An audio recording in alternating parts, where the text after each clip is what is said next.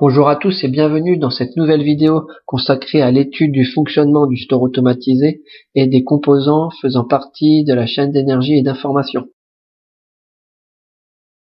Un store automatisé permet de créer une zone d'ombre automatiquement en fonction des conditions météorologiques, de luminosité ou de vent. Dans cette maquette virtuelle, la zone d'ombre est créée devant une porte-fenêtre. S'il fait soleil et qu'il n'y a pas de vent, alors la toile se déroule automatiquement pour créer une zone d'ombre.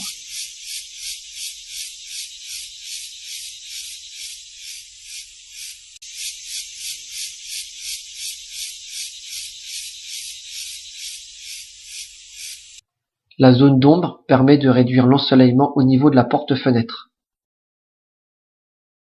S'il ne fait plus soleil, alors la toile se lève automatiquement.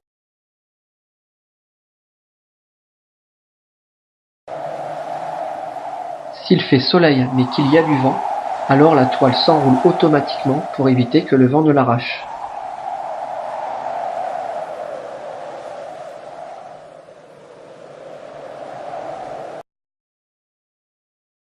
Essayons de comprendre un peu plus le fonctionnement du store automatisé avec le cas numéro 1. Le store est initialement en position haute, la toile est enroulée.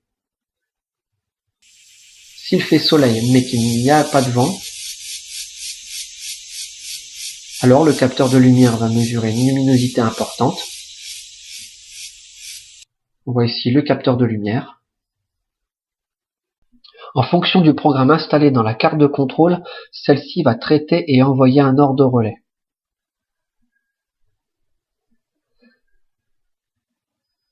Alimenté en électricité par des piles, le relais va alors distribuer son énergie électrique au moteur qui va tourner. Cela va mettre en rotation le rouleau de façon à ce que la toile se déroule. Ici, le rouleau tourne dans le sens des aiguilles d'une montre.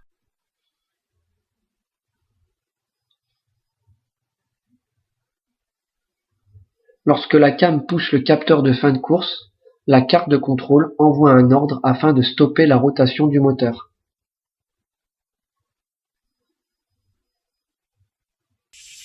Et voici le résultat vu de l'extérieur. Le store est finalement en position basse, ce qui permet de créer la zone d'ombre. Passons maintenant au cas numéro 2. Le store est initialement en position basse, la toile est déroulée. S'il fait soleil et qu'il y a du vent,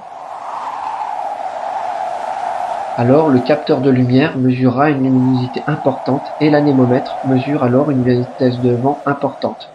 Plus la vitesse du vent est élevée, plus l'anémomètre tourne rapidement. En fonction du programme installé dans la carte de contrôle, celle-ci va envoyer un ordre de relais. Alimenté en électricité par des piles, le relais va alors distribuer son énergie électrique au moteur qui va tourner, ce qui va entraîner le rouleau dans un mouvement de rotation de façon à ce que la toile s'enroule. Ici, c'est le sens inverse des aiguilles d'une montre. Lorsque la cam pousse le capteur de fin de course, la carte de contrôle envoie un ordre afin de stopper la rotation du moteur. Le store est finalement en position haute, ce qui permet de protéger le store du vent. Merci d'avoir regardé cette vidéo et n'hésitez pas à vous abonner à la chaîne Technologie Share You.